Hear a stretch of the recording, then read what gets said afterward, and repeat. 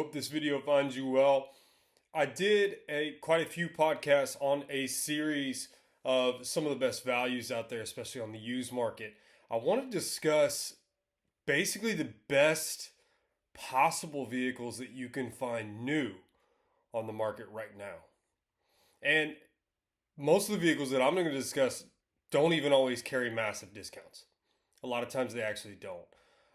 But if you're going to end up going down the four-cylinder path anyway, there are some brands that already do it really, really well.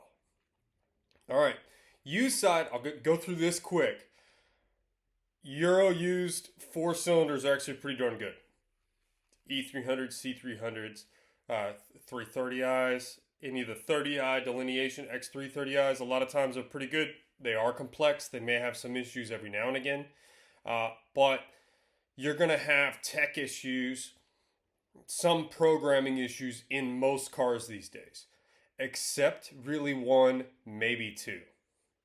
And here they are. And locally, honestly, one of the best dealerships. I worked with about 68 dealerships from Mississippi to Fort Walton Beach. And one of the best dealerships out there locally in this area is Tamron Subaru.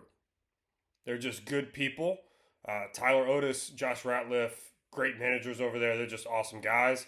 But also Subaru, you want a four-cylinder that just isn't going to give you any headaches. And most of the time from a software position, they've kept it reasonably, not simple per se. They have all the blind spot monitoring and the front collision. Their windscreens are not cheap to change, but they're really good cars. Any Subaru. And they're at a great price point generally. Most of the Subaru Outbacks, you're talking 30 to 35 grand at most. You can get kind of the premium. I believe premiums are base set around high 20s for a large 5-seater with a big back seat or a big back trunk. So obviously it's a wagon, but how many people actually take their SUVs off road? That's just a general question. Most people don't anyway. And if you take a Subaru off-road, it's probably going to do better than most vehicles out there. Most SUVs for sure. Now, some of your body-on-frame vehicles, fine, I'll give you that. They'll may have lockers, may have not, may have actual off-road equipment, but Subarus are rally cars. You can beat on them. And they will just laugh at you and keep going. They've always been that way. Outback just redesigned their car, so you may be able to find a old body style, maybe still. I need to look. I will check for you and confirm that in a later video. But man, you don't have to worry about Subarus.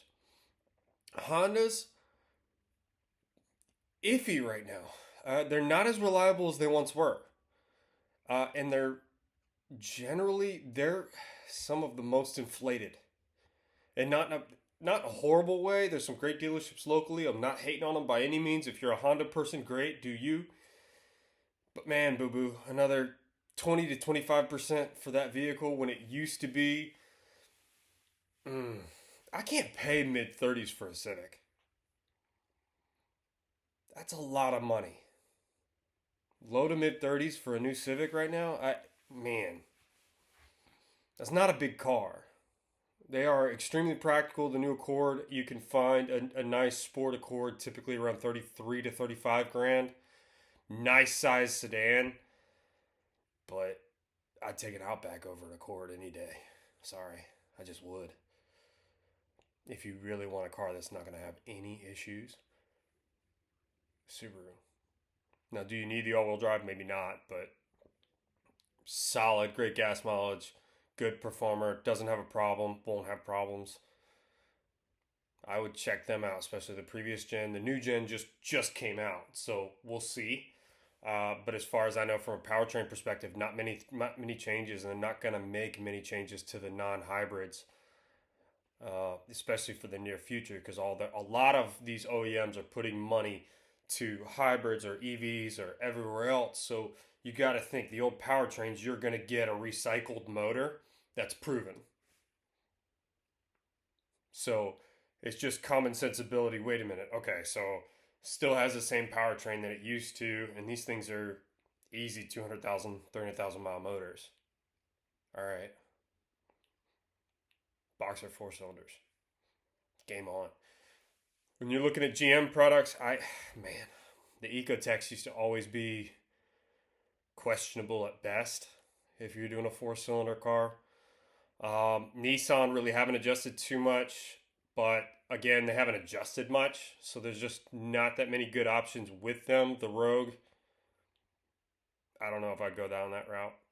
Just saying. But a little bit higher price too. So in regular cars, if you're not that interested in vehicles and you don't want to deal with headaches and you just want a nice car, look to Subaru and look nowhere else. And even on cold days when it's icy outside, you'll be better off than most. And I realize, man, and locally there's a great dealership out here, so that's easy enough. Check it out. I'm trying to think, really the Toyota side, a Corolla's been a great car for a while, but there's not much space in there. RAV4s have always been good performers and they hold their value. But are they 20% inflated right now still?